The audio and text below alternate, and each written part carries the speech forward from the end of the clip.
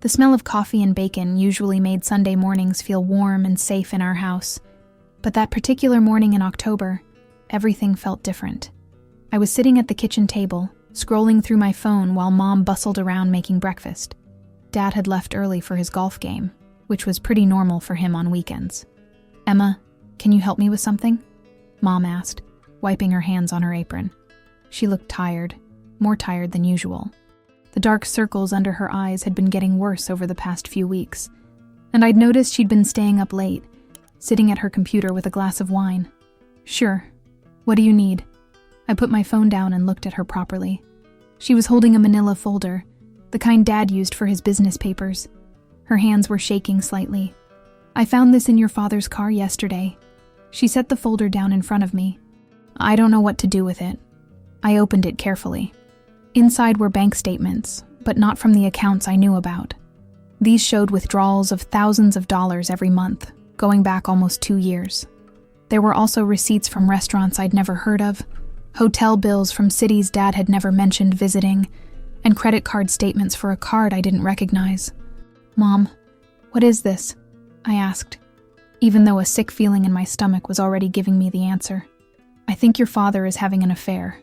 The words came out in a whisper, like she was afraid to say them too loud. "And I think he's been spending our money on her."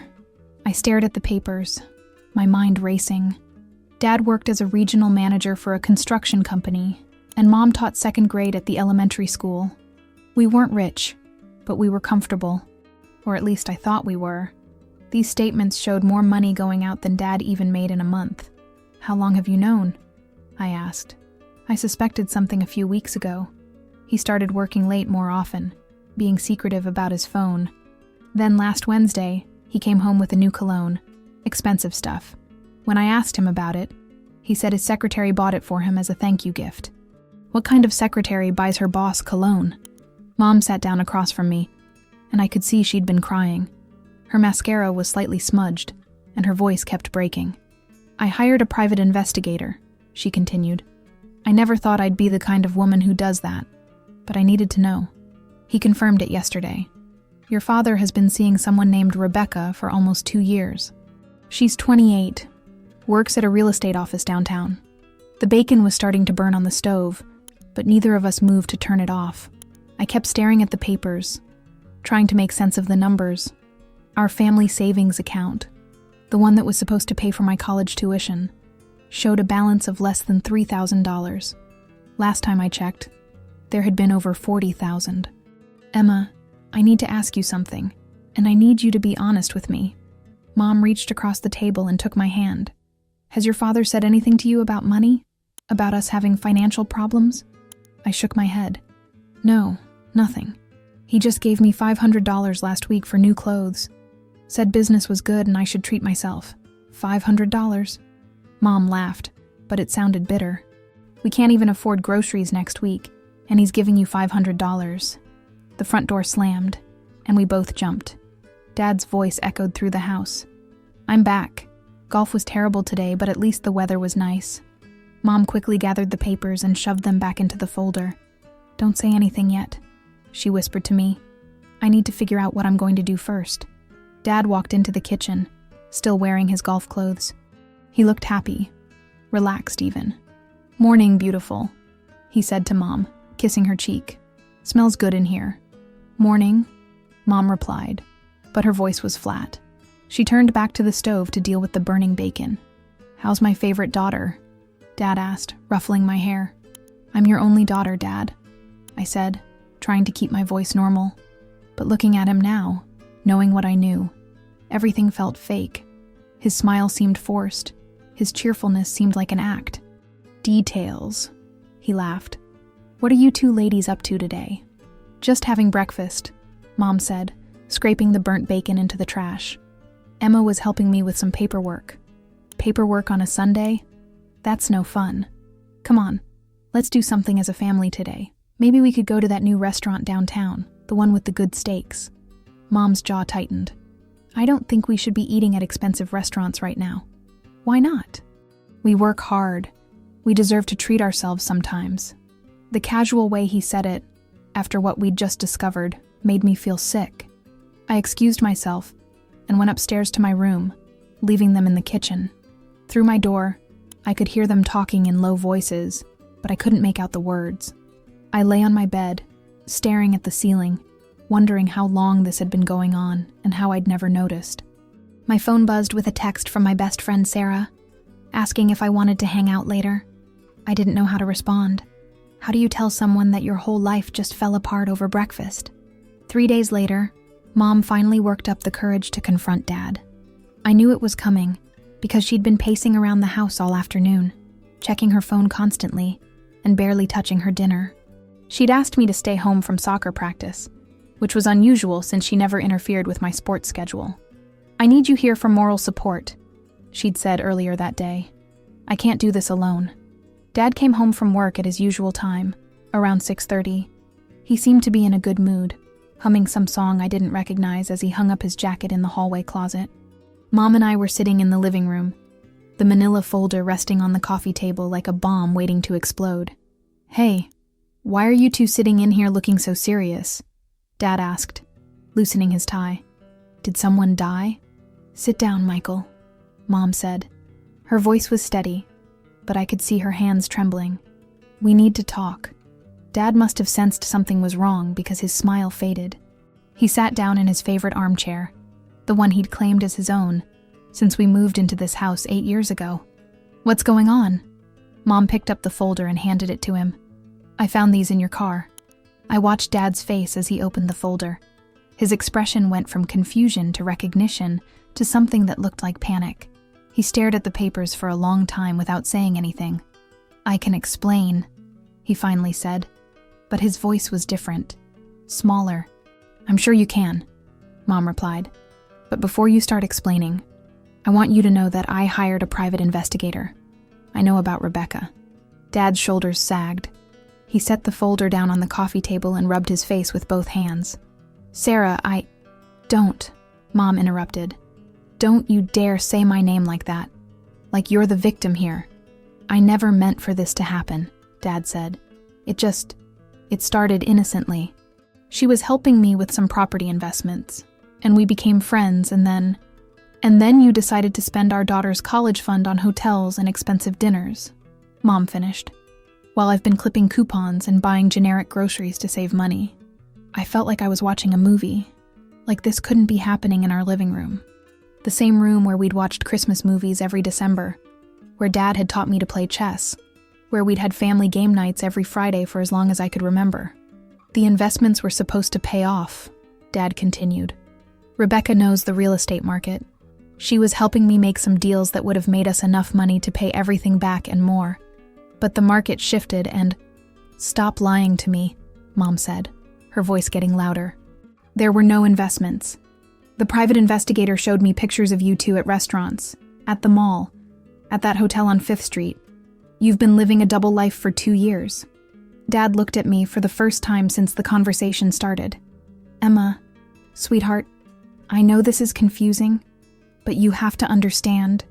I understand that you stole my college money," I said. The words came out before I could stop them. "I understand that you've been lying to us every single day."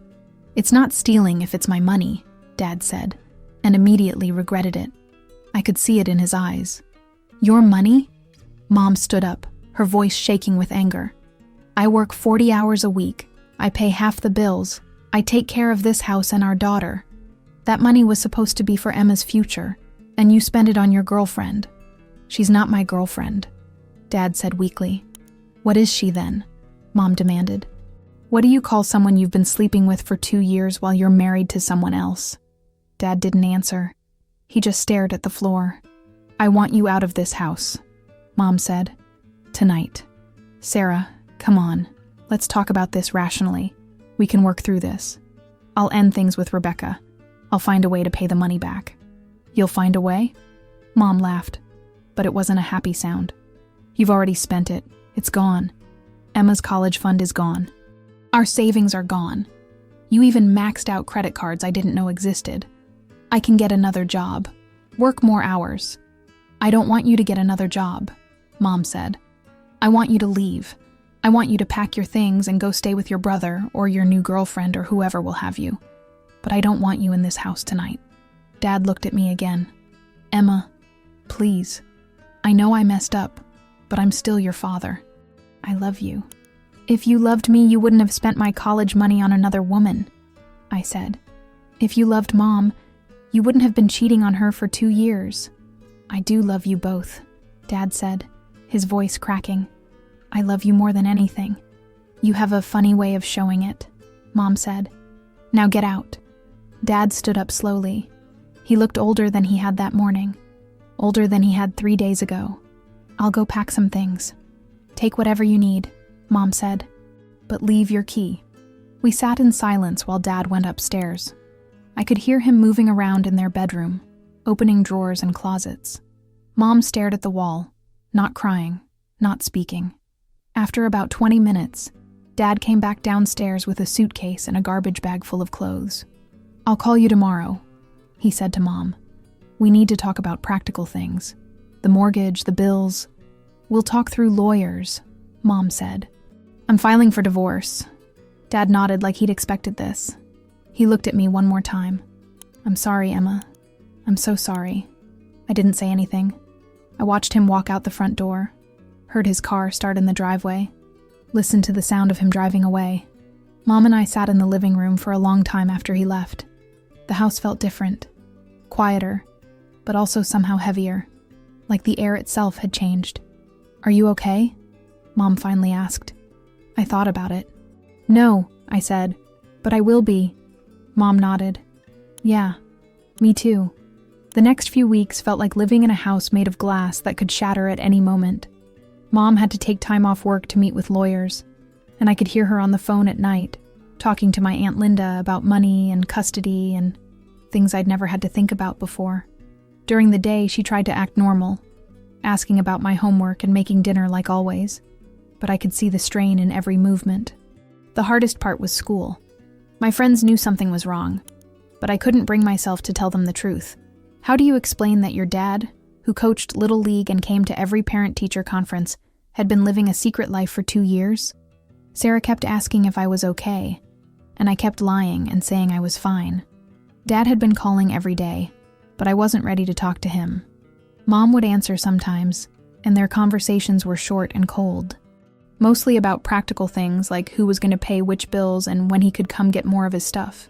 He'd left voicemails for me, saying he wanted to explain everything, that he missed me, that he hoped we could work things out. I deleted them without listening to most of them. 2 weeks after Dad left, Mom sat me down at the kitchen table again. She had a different folder this time, filled with papers from the lawyer. "I need to be honest with you about our situation," she said. "It's worse than I thought." I felt my stomach drop. "How much worse?" "Your father took out a second mortgage on the house without telling me. We owe more than the house is worth now. And there are credit cards I didn't know about, with balances that are going to be hard to pay off on just my salary." I stared at the papers she was showing me. Numbers that didn't make sense. Debt that seemed impossible. "What does that mean?" "It means we might have to sell the house. And it means college is going to be a lot more complicated than we planned. The house. The only home I'd ever known. My bedroom with the window that looked out over the backyard where Dad had taught me to ride a bike. The kitchen where Mom had helped me with homework every night since elementary school. The living room where we'd spent countless evenings watching movies and playing board games. "Where would we go?" I asked. "I don't know yet. Maybe an apartment closer to my school. Somewhere smaller, more affordable." Mom reached across the table and took my hand. "I'm sorry, Emma. I'm so sorry this is happening to you. It's not your fault," I said, and I meant it. "You didn't do anything wrong. I should have paid more attention to our finances. I should have noticed the signs earlier. You trusted him. That's not a bad thing." Mom smiled sadly. "Sometimes I wonder if it is." That weekend, Dad came by to pick up more of his things. Mom had made sure to be out of the house, running errands that seemed to take an unusually long time. I was supposed to be at Sarah's house, but I'd decided to stay home. I wanted to see him, to try to understand how the person I'd looked up to my whole life could have done this to us. When I heard his key in the lock, I realized Mom had never asked for it back. He still had it, like he still belonged here. "Emma?" He called out, "Are you home?" I came downstairs and found him standing in the hallway, looking unsure of himself. He'd lost weight, and his clothes looked like he'd slept in them. His hair was messier than I'd ever seen it. "Hi, Dad," I said. "Hi, sweetheart." He smiled, but it was a sad smile. "I didn't expect to see you here. I live here," I said. "For now." Dad flinched. "Your mom told you about the house?" "She told me about a lot of things." We stood there looking at each other for a moment. I wanted to hug him, but I also wanted to scream at him. I wanted to ask him why he'd done this to us, but I also didn't want to hear his excuses. "I know you're angry," he said finally. "I know you have every right to be." "I'm not angry," I said, surprising myself. "I'm disappointed." "That's worse," Dad said quietly. "Yeah, it is." He walked past me into the living room and sat down on the couch. I followed him but didn't sit down. I stood by the window, looking out at the backyard where our old swing set was still standing, rusty and unused. "I never meant for it to go this far," Dad said. "I thought I could handle it. Keep it separate from you and your mom. I thought I could have both." "You can't have both," I said. "That's not how families work." "I know that now. You should have known it before." Dad nodded. "You're right, I should have." "Why wasn't our family enough?" I asked. "Why wasn't I enough?" "Emma, no." Dad stood up quickly. "This has nothing to do with you. You are everything to me. You always have been. This was about me being selfish and stupid and making terrible choices. Then why did you make them?" Dad was quiet for a long time. "I don't know," he said finally. "I wish I did, but I don't know." It wasn't the answer I wanted, but it was honest. And for the first time in weeks, I felt like he was telling me the truth. "I'm going to try to fix this," he said. "I'm going to sell everything I can. I'm going to work as much as I can. I'm going to try to pay back what I took." "It's too late for that," I said. "The money's gone. The house is probably gone. You can't fix this. I have to try." "What about Rebecca?" Dad looked surprised that I'd brought her up. "It's over. I ended it." "Good. Emma, I know I don't deserve it, but I hope someday you'll be able to forgive me. I know I've lost your trust, and I know I've hurt you, but I hope we can still have a relationship." I looked at him. This man who'd been my hero for 17 years, who'd taught me how to drive and helped me with my math homework and scared away the monsters under my bed. He was still my dad, but he was also a stranger. "I don't know," I said. "I really don't know." Dad nodded. "I understand, but I'm not giving up on us. I'm not giving up on you." After he left, I sat in the living room by myself. The house felt empty in a way it never had before, even when I was home alone. I thought about the future, about college applications and apartment hunting and starting over. It was scary, but it was also kind of liberating. For the first time in my life, I couldn't rely on anyone else to fix things for me. I had to figure out how to fix them myself, and maybe that wasn't such a bad thing after all. The lawyer's office smelled like old books and expensive coffee. Mom and I sat in leather chairs that were probably worth more than our monthly grocery budget, waiting for Mrs. Patterson to finish reading through the latest papers Dad's lawyer had sent over. The silence was making me nervous, especially when she kept shaking her head and making little disapproving noises. "This is not what I expected," Mrs. Patterson finally said, setting the papers down and looking at Mom over her reading glasses. "Your husband is fighting the divorce." "What do you mean, fighting it?" Mom asked. "He's the one who cheated. He's the one who spent our money.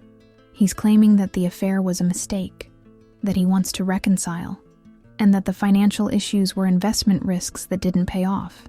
He's also requesting joint custody of Emma and asking for spousal support." I felt like someone had punched me in the stomach.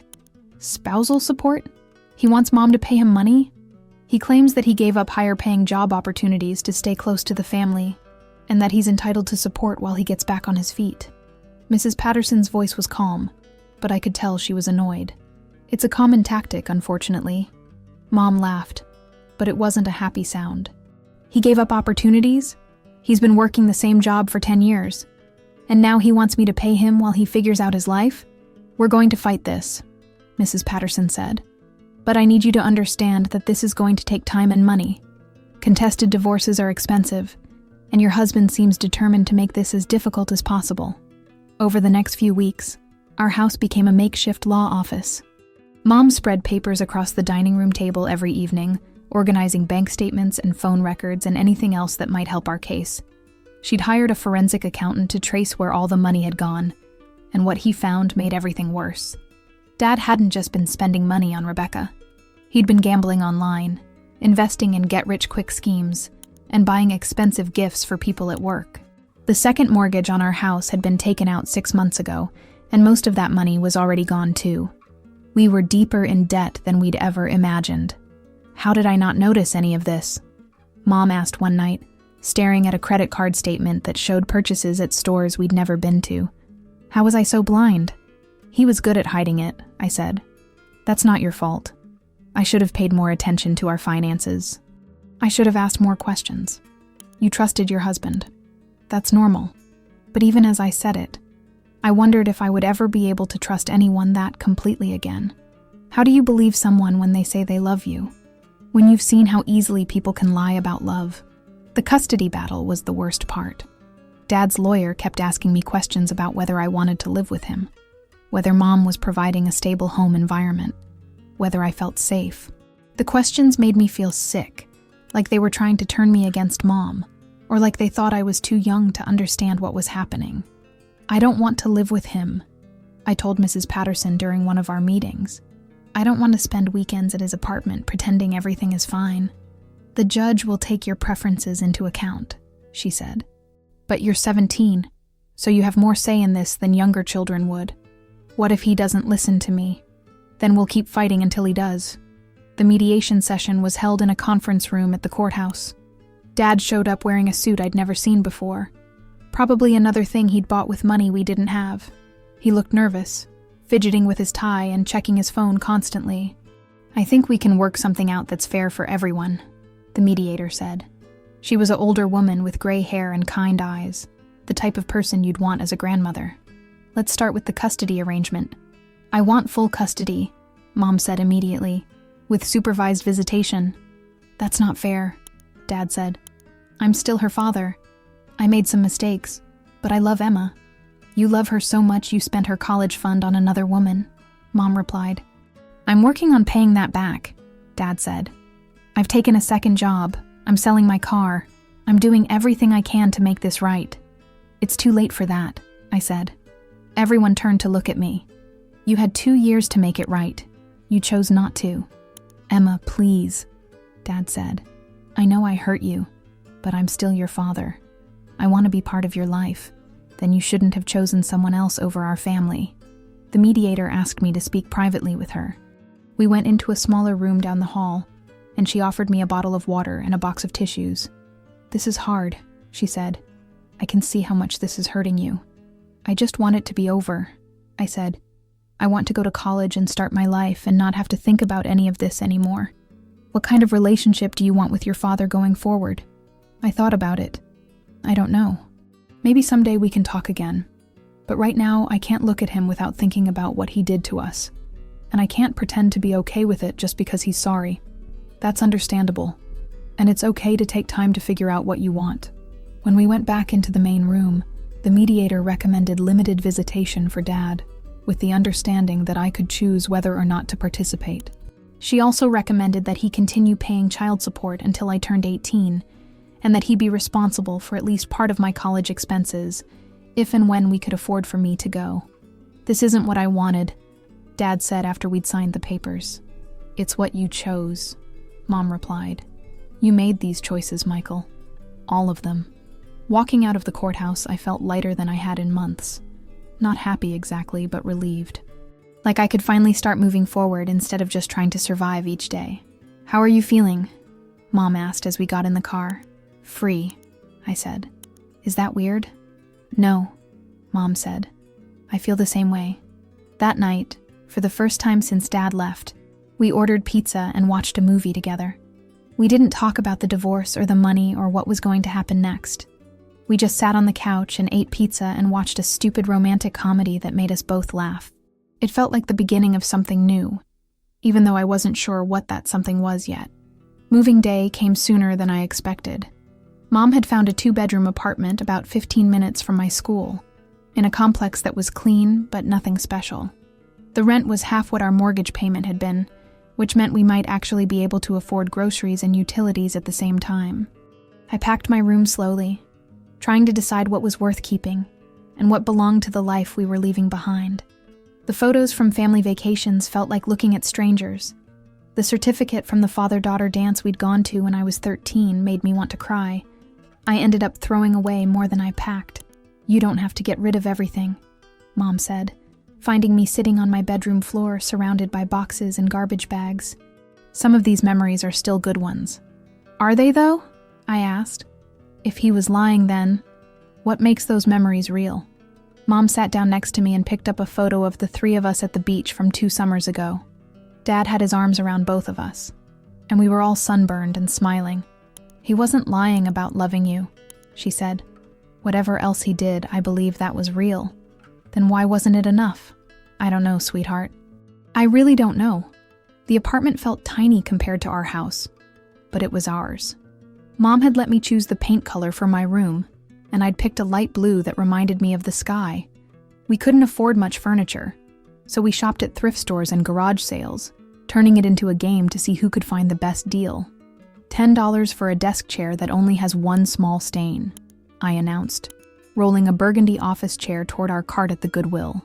$5 for a lamp that works perfectly and only looks like it's from 1987, Mom countered, holding up a brass table lamp with a flowered shade.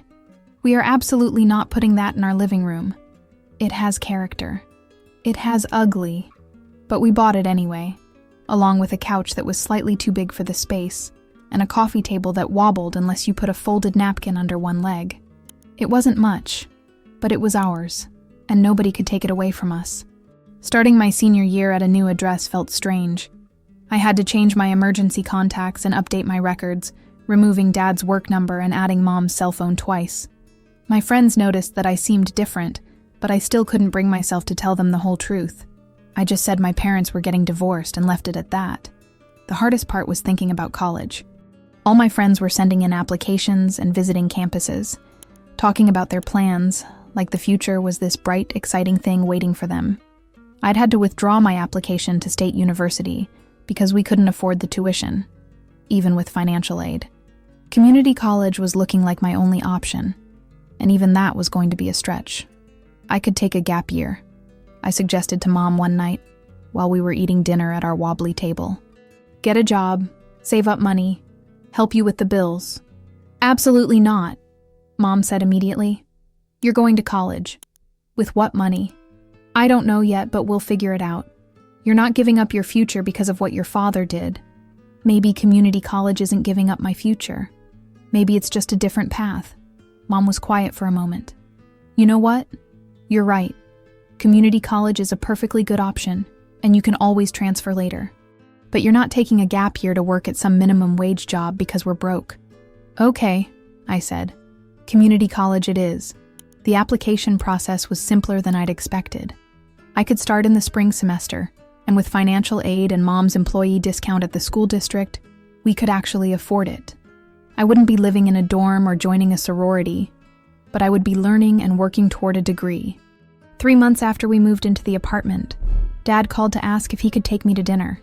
I'd been avoiding his calls, but something in his voice made me say yes.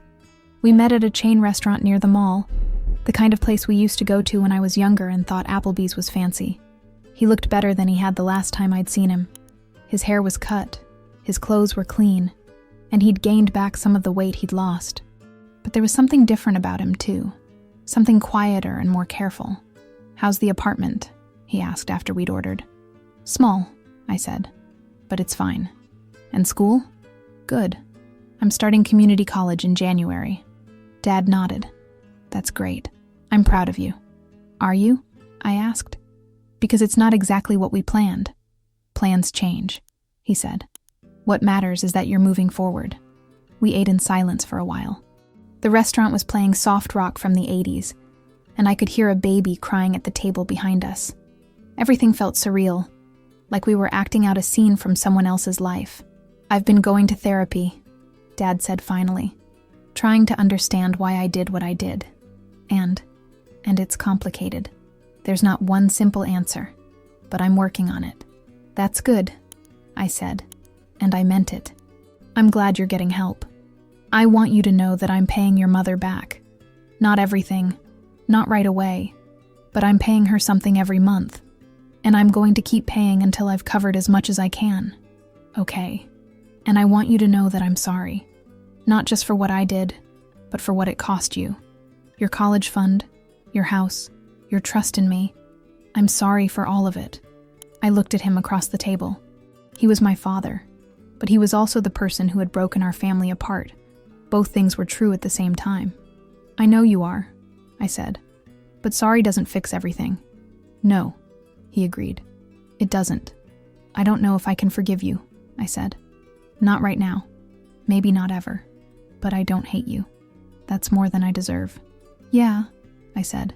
It probably is. When he drove me back to the apartment, I invited him up to see our new place. He was quiet as he looked around, taking in the thrift store furniture and the small rooms and the life we'd built without him. It's nice, he said finally. It feels like home.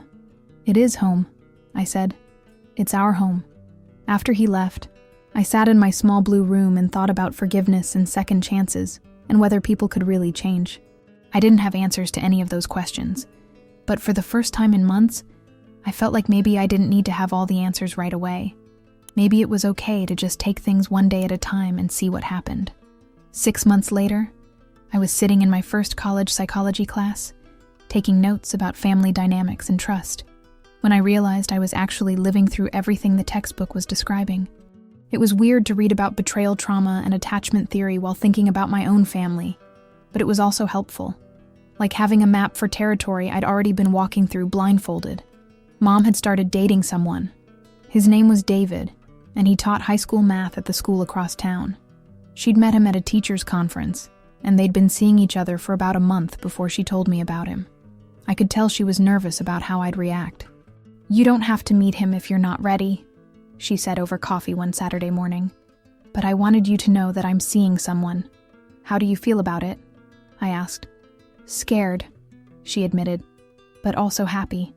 I forgot what it felt like to have someone actually listen when I talk. Someone who remembers things I tell them. Dad listened to you. Sometimes. But toward the end, I felt like he was always somewhere else. Even when he was sitting right next to me. I met David 3 weeks later. He was tall and quiet, with graying hair and laugh lines around his eyes. He brought flowers for Mom and asked me about school without making it feel like an interrogation. When Mom went to the kitchen to get drinks, he didn't try to fill the silence with awkward small talk. "This is probably weird for you," he said finally. "A little," I admitted. "But Mom seems happy." "She is. She talks about you all the time, by the way. She's really proud of you. She's proud of me for going to community college. She's proud of you for handling everything that's happened with such grace. She says you're stronger than she was at your age." I didn't feel strong most days, but I was starting to understand that strength didn't mean never being scared or hurt. It meant getting up and doing what needed to be done anyway. Dad and I had started having lunch together once a month. It was his idea, and I'd agreed mostly because I was curious about whether he was actually changing or just saying he was. The first few lunches were awkward, but gradually we found safer topics to talk about. My classes, his new job at a smaller construction company, movies we'd both seen. "I'm thinking about transferring to state after I finish my associate's degree," I told him during one of our lunches. "If I can get scholarships and maybe work part-time, I think I can afford it." "That's great, Emma. What do you want to study?" "Psychology, maybe. Or social work. I think I want to help people who are going through difficult situations." Dad was quiet for a moment. "That makes sense," he said finally. "You've always been good at taking care of people. I learned from watching Mom. You learned from watching both of us. The good and the bad." It was the first time he'd acknowledged that his actions might have taught me something, even if it wasn't what he'd intended to teach.